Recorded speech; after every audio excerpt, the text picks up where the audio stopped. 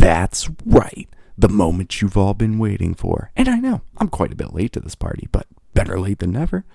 Alex Jones. He's been a controversial figure online for quite a few years now, and one of those... Wait, what? No, not that Alex Jones. This Alex Jones. That's right. Now, this is a rather personal case for me, because, as some of you may know, I've actually known Alex Jones for all my life, even before he started this YouTube channel. I didn't want to make this video, but somebody had to, so let's dive into this. Now, to start things off, let's talk about his online alter ego, this Detective Jones. Just off the bat, who even hears about detectives anymore? A bit in the past, wouldn't you say? I mean, sure, there's like FBI-style real detectives, but this guy's going off like he's some retro fancy hat detective. A career that's about as dead as his avatar. Now, that's not even the worst part. If you want some real dirt on this guy, I don't even think he's a real detective. Has he shown any certificate anywhere? Any sort of identification proving he's even in such a profession? No. What I see is him constantly changing locations. Why? Probably because he's on the run from the real police for pretending to be a detective. I mean, he starts out as some ethereal being popping in and out of videos. Then he's a desk. Then he's a bunch of fancy particle-like backgrounds, occasionally popping in and out of real life, like in his conspiracy video, or that video where he ate and drank nothing but Colgate and Coke for like a week. I mean, I don't even know how he's still on the run from the police when he must have what's a beanbag chair between his legs. Anyway, looking through his channel, you can clearly see this guy puts very little effort into his videos. From the thumbnails, taken straight from the video that don't even match the aspect ratio, to a customized thumbnail that looks like it's straight out of paint, and it still doesn't match the aspect ratio. Or his most popular video, the one first exposing Optimus, his mic sounds noticeably worse than all of his other videos. Optimus. I bet he doesn't regret that last second change in Audacity at all. Especially after it became as popular as it did, and it remains one of the more common criticisms. Or he'll call out people like the Tech It Realm for low quality footage. Thank you so much for... Oh good God, my vision's gone. Sorry guys, I've gone blind. My detective days are over. Have you seen his earlier videos? Glass House, my guy. Even in his own trailer, he clearly shows his avatar is missing its lower half, clearly symbolizing the lack of legs his channel has to stand on. Such trash. None of this even begins to cover some of these hot takes, like not calling Mr. Girl a Pedro rapper, thinking this was all a stunt. Well, as it turns out, Mr. Girl is a goddamn nutter butter. But I do think he had a point with his podiatrist accusations. Or, I mean, look at this. In this video where he calls Optimus a hypocrite for like 15 minutes, he uses the same title and the same thumbnail as the video he's using to criticize Optimus with. Ugh. And look at him, making a video says he doesn't want to get political when he makes two videos on right-wingers in such a short time.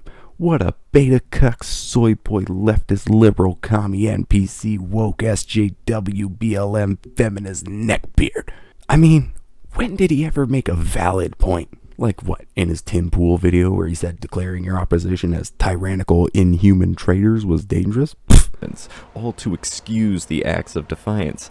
Isn't that what Black Lives Matter did, Tim? Didn't those protests justify their acts on innocent people by labeling them as Nazis? Because it's easier to convince yourself to beat a Nazi up than someone who just disagrees with you.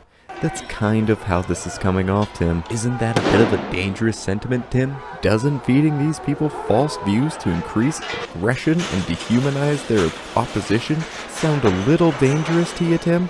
I'd like you to show me one relevant example of how that could be dangerous. Like what?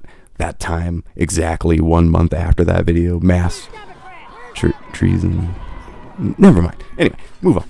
Let's not forget this man's desperate attempts to become relevant, only ever targeting larger YouTubers to leech off their names, unlike anybody he's ever talked about. I mean, look at his strategy.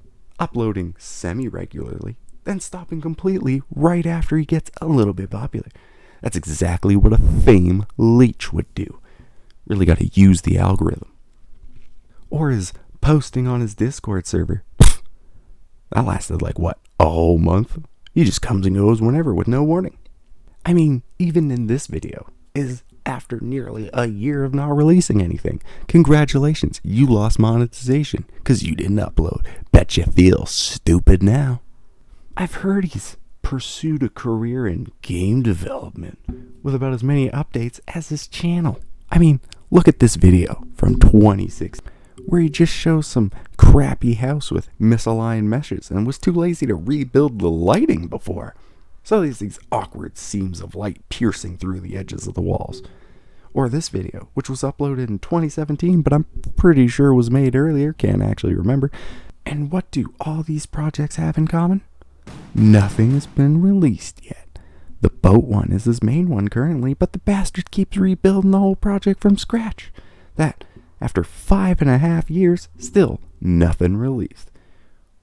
With a somewhat unique idea that predates many of the mainstream games that take place on boats, but his damn procrastination left him behind.